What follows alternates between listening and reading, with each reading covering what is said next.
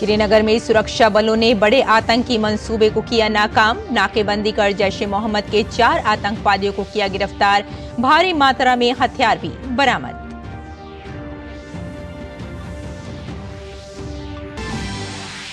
भाजपा केंद्रीय चुनाव समिति की बैठक में उत्तर प्रदेश सहित कई राज्यों के उम्मीदवारों पर हुई चर्चा। आज कुछ नामों का ऐलान संभव।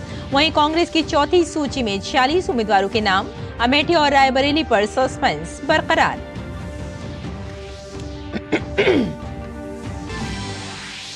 विदेश मंत्री डॉक्टर एस जयशंकर ने सिंगापुर में पाकिस्तान को लिया आड़े हाथों। कहा, प्रायोजित आतंकवाद को भारत अब बिल्कुल नहीं करेगा सहन। चीन को भी दिखाया आईना।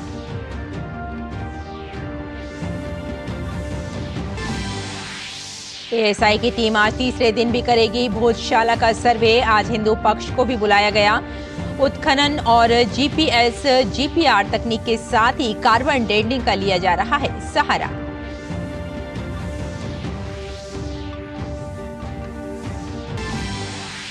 शराब घोटाले में गिरफ्तार अरविंद केजरीवाल को दिल्ली हाई कोर्ट से झटका। ईडी रिमांड के खिलाफ याचिका पर होली के बाद होगी सुनवाई।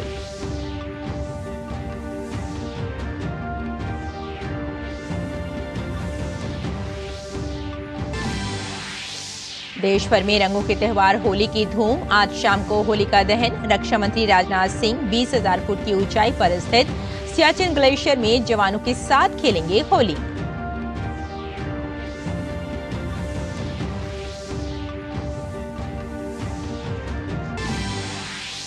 रूस की सुरक्षा एजेंसियों ने 11 लोगों को लिया हिरासत में। कल हुए आतंकवादी हमले में मरने वालों की संख्या हुई 133, जबकि 107 लोग घायल। यूक्रेन ने अपना हाथ होने से किया इनकार।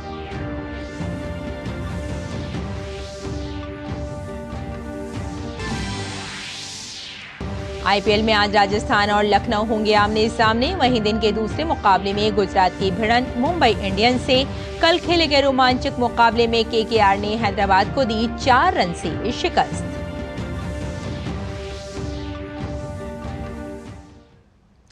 नमस्कार, हिंदी समाचार में आपका स्वागत है। मैं हूं रेशमा आपके साथ। आइए विस्तार से अब खबरों पर नजर डालते हैं। श्रीनगर में सुरक्षा बलों को बड़ी सफलता मिली है। कल रात यहां जैश ए मोहम्मद के एक मॉड्यूल का भंडाफोड़ करते हुए 4 आतंकियों को गिरफ्तार किया गया है। ये चारों आतंकी स्थानीय बताए जा रहे हैं। इन चारों को उसी समय नौगाम पुलिस स्टेशन ले जाया गया। इनके पास से 3 मैगजीन और 75 कारतूसों समेत AK-56 राइफल, 1 ग्लॉक पिस्तौल, 2 मैगजीन और 26 कारतूस समेत 6 चाइनीज ग्रेनेड भी बरामद किए गए हैं। कहा जा रहा है कि ये आतंकी अगले कुछ दिनों में श्रीनगर में किसी जगह कोई बड़ी वारदात को अंजाम देने वाले थे। साथ ही ये कश्मीर में बने चुनावी माहौल को बिगाड़ने के लिए षड्यंत्र रच रहे थे। स्थानीय पुलिस के अनुसार विशेष अभियान दल के जवानों ने सेना और सीआरपीएफ के जवानों के साथ मिलकर श्रीनगर के बाहरी क्षेत्र कनिहामा में कल शाम को एक नाका लगाया था। यहां से गुजरने वाली गाड़ियों की तलाशी ली जा रही थी। तभी एक कार ने तेज गति से वहां से निकलने की कोशिश की, लेकिन कार और उसमें सवार संदिग्धों को दबोच लिया गया। आरोपियों की पहचान मोहम्मद यासीन भट्ट, शिराज अहमद राथर, गुलाम हसन खांडे और इम्तियाज अहमद भट्ट के रूप में हुई है। हालांकि इनकी औपचारिक घोषणा भी बाकी है। शुरुआती पूछताछ में इन चारों ने जैश ए मोहम्मद के साथ अपने रिश्ते को स्वीकार किया है और कहा है कि वो पाकिस्तान में बैठे आतंकी हैंडलर्स के साथ लगातार संपर्क में थे। और आइए अब बात करते हैं 24 की चुनौती की।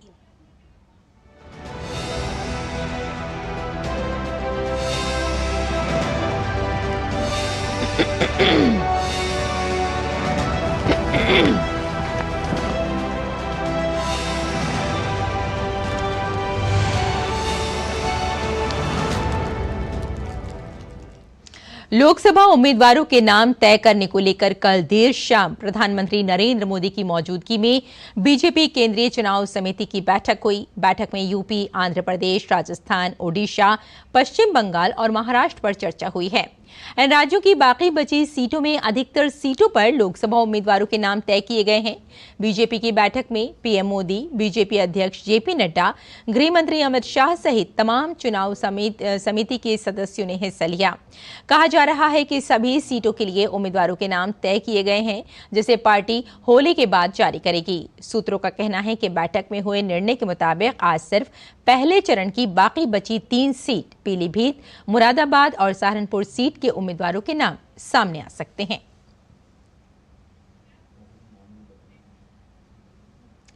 कांग्रेस ने लोकसभा चुनाव के लिए अपने उम्मीदवारों की चौथी लिस्ट जारी की है। इसमें उत्तर प्रदेश, मध्य प्रदेश, तमिलनाडु समेत कई राज्यों में 40 उम्मीदवारों के नामों की घोषणा की गई है। वाराणसी से फिर एक बार कांग्रेस ने अजय राय को टिकट दिया है। बीएसपी से सांसद रहे दानिश अली को उनके संसदीय क्षेत्र अमरोहा से, इमरान मसूद को सहारनपुर से और रामनाथ सिकरवार को फतेहपुर सीकरी से टिकट दिया गया है।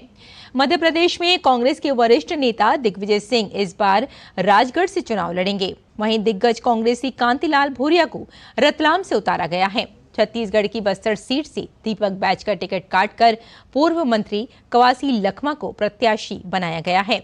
वहीं दक्षिण में तमिलनाडु से 7 सीटों पर पार्टी ने उम्मीदवारों का ऐलान किया है, जिसमें कार्ति चिदम्बरम को शिवगंगा सीट से टिकट दिया गया है।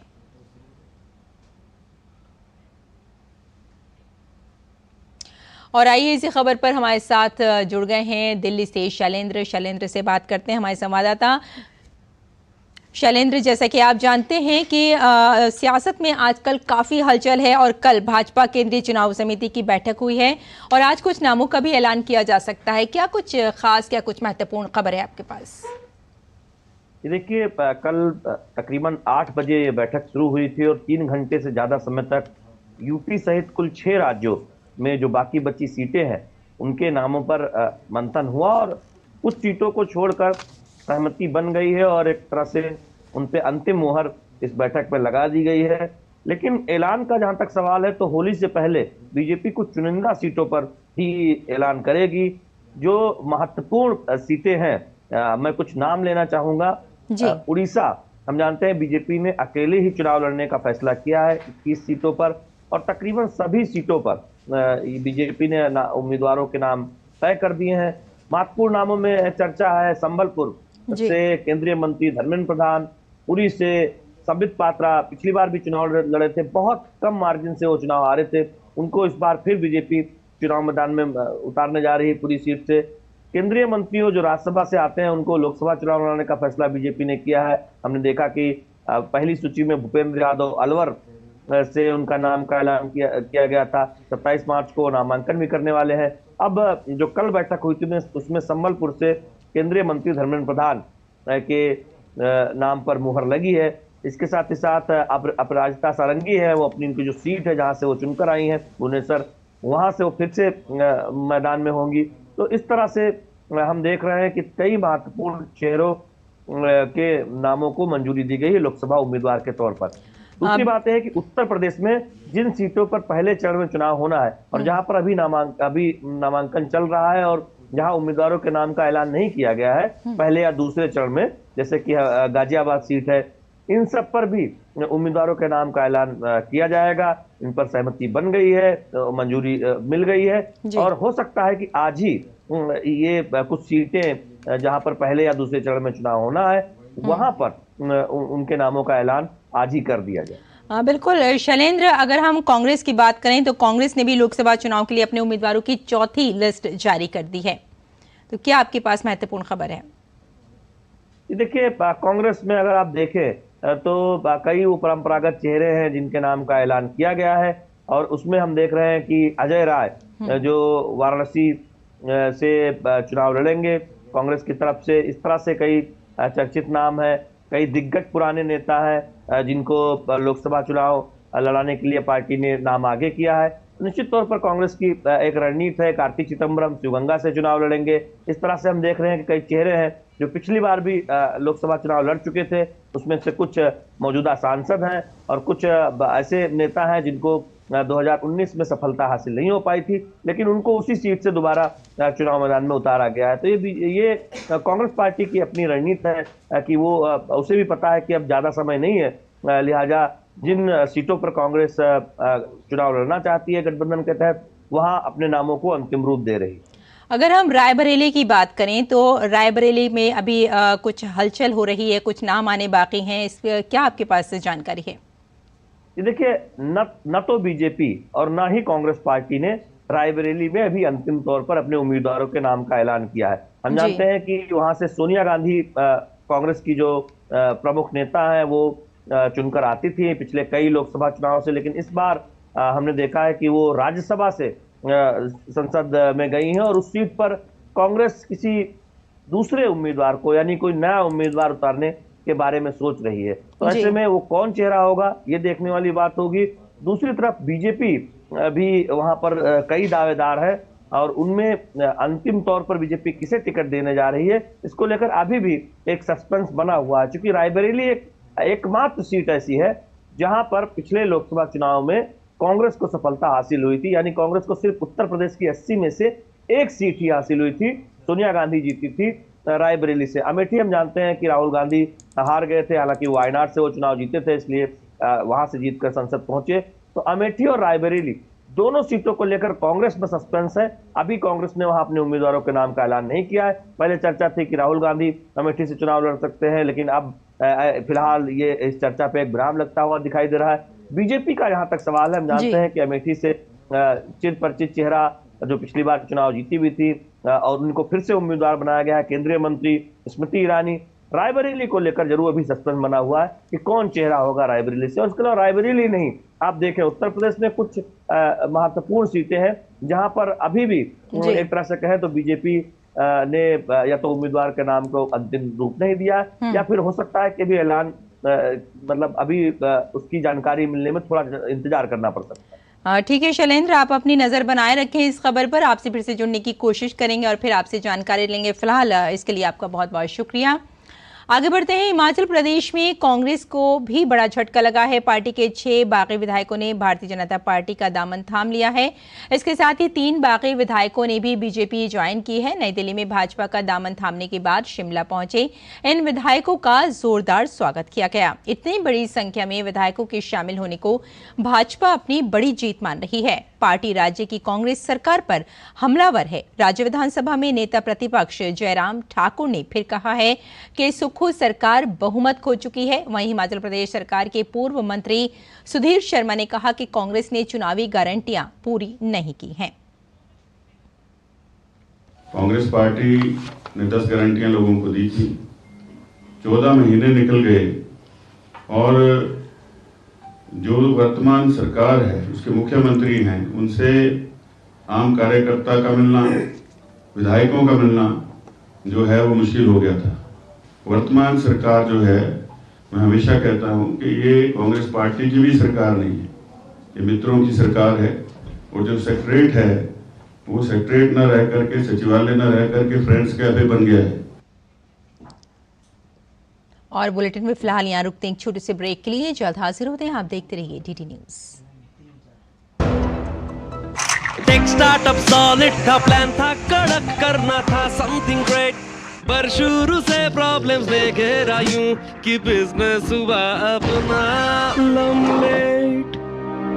बिजनेस गुरु की जरूरत थी खास, सीधे गए SBI स्टार्टअप ब्रांच पे तो खुल गया success. Startup advisory and support SBI startup branch पे। मैं क्या जी, सब जानते हैं जहां दिखे मारियो, अपना समझ के खा लियो। चुलबुलापन जिसकी हर बात में भूल जाए, मेरी जैसी मेरी अपनी पताका चाय, गजब का स्वाद। अरे वाह, लेजेंड की बैट, इससे तो मैं खेलूंगा। Future batting legend bat. इसमें जिसका नाम लिखा है बैट उसी को मिलेगी। अरे यार, देखा, अगर इस पे मेरा नाम नहीं लिखा होता तो कितनी दिक्कत हो जाती। इसलिए RBI कहता है बैंक अकाउंट हो या बैंक लॉकर, उसमें नॉमिनी का नाम जरूर दर्ज करें ताकि आपकी जमा पूंजी उसी को मिले जिसे आपने नामित किया है। RBI कहता है जानकार बनिए, सतर्क रहिए। ब्रेक के बाद एक बार फिर आपका स्वागत है। मध्य प्रदेश के धार में स्थित भोजशाला में भारतीय पुरातत्व सर्वेक्षण विभाग की टीम आज तीसरे दिन सर्वे करेगी। कल सर्वे टीम ने दूसरे दिन सुबह 8:10 से लेकर शाम 5:40 पर अपना काम किया। एएसआई टीम ने मीडिया से कोई चर्चा नहीं की। कड़ी सुरक्षा व्यवस्था के बीच एएसआई टीम रवाना हुई। भोजशाला मुक्ति यज्ञ के संयोजक गोपाल शर्मा ने बाहर निकलकर कहा कि कोर्ट के आदेश और नियमों के तहत ही अंदर सर्वे किया जा रहा है। अंदर खुदाई करने की बात से भी उन्होंने इनकार नहीं किया।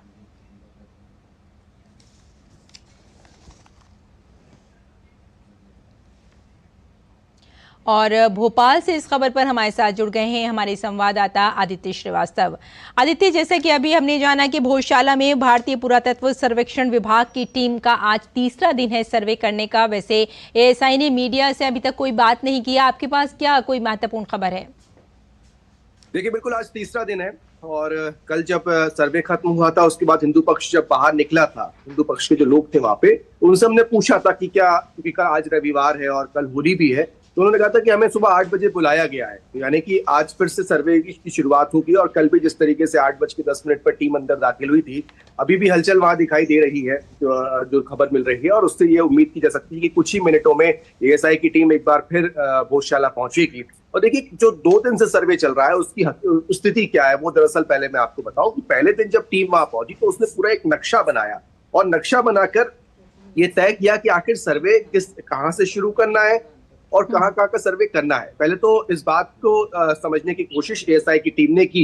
उसके बाद कल का दिन था। कल के दिन एएसआई ने सबसे पहले तो जो गर्भगृह है जहां पर हिंदू पक्ष का दावा है कि वहां पर मां बाग देवी की प्रतिमा जो थी वो वहां पर मौजूद थी, जिसको बाद में लंदन ले जाया गया, और वहां पे उसके गर्भगृह के पिछले हिस्से में का सर्वे करने की शुरुआत जो है वहां से उस टीम ने की है। और बीच में, उस पूरे भोजशाला के बीच में एक यज्ञशाला है जिसको हिंदू पक्ष यज्ञशाला कह रहा है और मुस्लिम पक्ष का कहना है कि वो वुजू खाना है।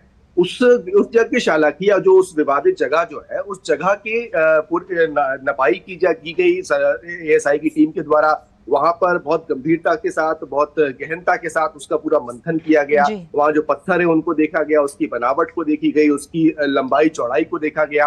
अलग अलग दौरे, क्योंकि 15 सदस्यीय पूरी टीम है भोजशाला के पूरे चारों हिस्सों की अगर बात की जाए तो अलग अलग जगहों पर टीम बांट दी गई है और वहां वो सर्वे कर रही हैं।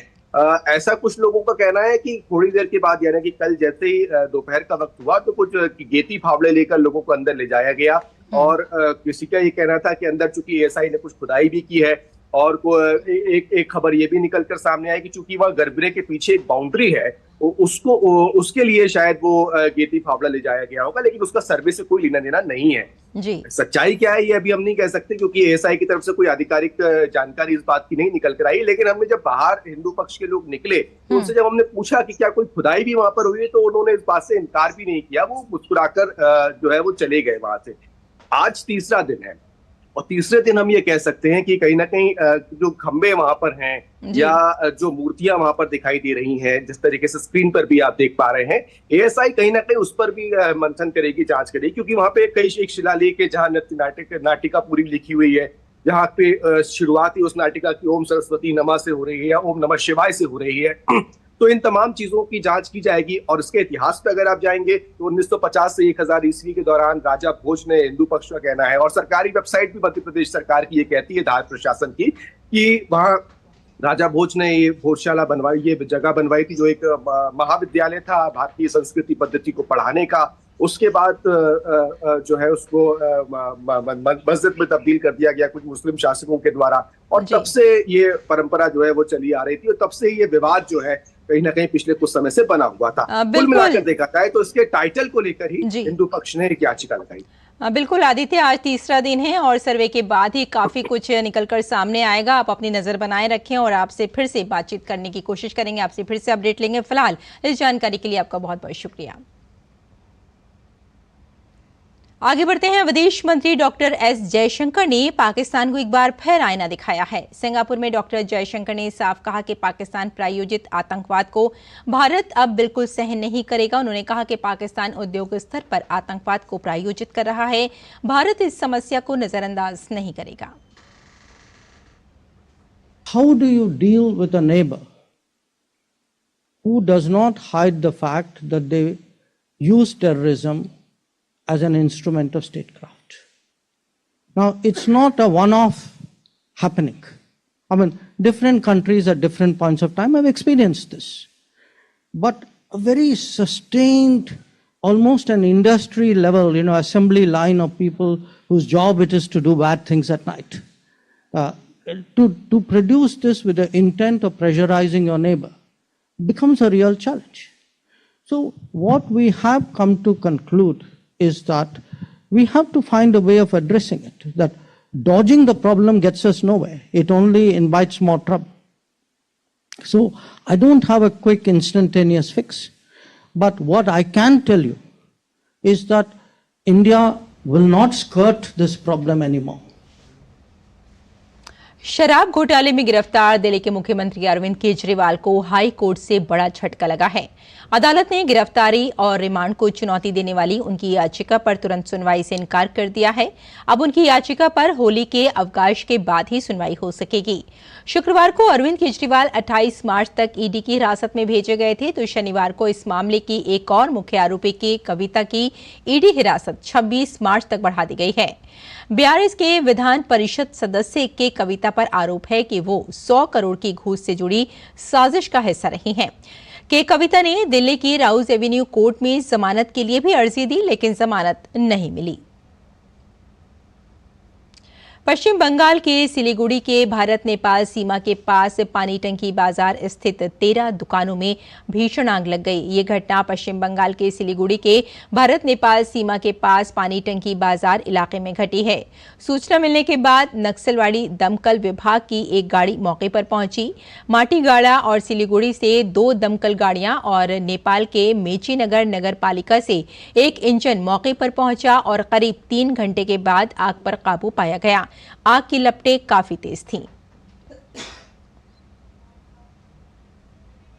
और यहां रुकते हैं एक और छोटे से ब्रेक के लिए, जल्द हाजिर होते हैं। आप देखते रहिए डीडी न्यूज।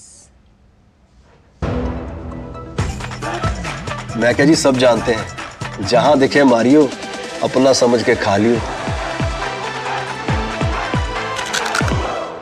चुलबुलापन जिसकी हर बात में भूल जाए, मेरी जैसी मेरी अपनी पताका चाय, गजब का स्वाद। कोविड ने हम लोगों को work from home and flexibility दोनों सिखा दी। Handling my job responsibilities and अपना घर। एनपीएस भी इसी तरह फ्लेक्सिबल है। इन्वेस्टमेंट ऐप के थ्रू अपना अकाउंट इजीली ओपन किया और अब उसी ऐप के थ्रू अपना अकाउंट फुल्ली ऑपरेट कर रहा। कोई रिस्ट्रिक्शन नहीं है, किसी भी समय लॉग इन कर सकता हूँ और अपने इन्वेस्टमेंट की अमाउंट चेंज भी कर सकता हूँ। जितना पॉसिबल होता है उतना अपने इनकम से बचाता हूँ और अपने एनपीएस अकाउंट में इन्वेस्ट करता हूँ। अपने बेहतर कल को सुनिश्चित करने के लिए एनपीएस जरूरी है।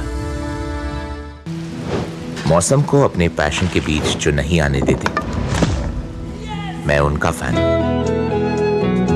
मेरी तरह एसबीआई भी आपका फैन है, इसलिए एसबीआई आपके लिए थोड़ी एक्स्ट्रा मेहनत करता है। तो excellent customer service, assistance to MSMEs और टेक्नोलॉजी ड्रिवन बैंकिंग सॉल्यूशंस। घर छोड़ दूं, एसबीआई बदल रहा है क्योंकि हम एक बदलते देश के फैन हैं। एसबीआई, देश का फैन। एक बार फिर आपका स्वागत है। आइए कुछ और खबरों की ओर बढ़ते हैं। जम्मू कश्मीर में ताज़ा बर्फबारी के बाद जोजिला दर्रा अस्थायी रूप से बंद हो गया। जोजिला दर्रा पर सीमा सड़क संगठन द्वारा बर्फ हटाने का काम चल रहा है। बता दें कि हिमालय की ऊंची चोटियों के बीच स्थित जोजिला दर्रा कश्मीर घाटी को लद्दाख से जोड़ने वाली एक महत्वपूर्ण कड़ी के रूप में कार्य करता है। भारतीय केंद्र शासित प्रदेश लद्दाख के करगिल जिले में स्थित दर्रा कश्मीर घाटी को इसके उत्तर पूर्व में द्रास और सुरु घाटियों के साथ साथ पूर्व में सिंधु घाटी से जोड़ने में महत्वपूर्ण भूमिका निभाता है।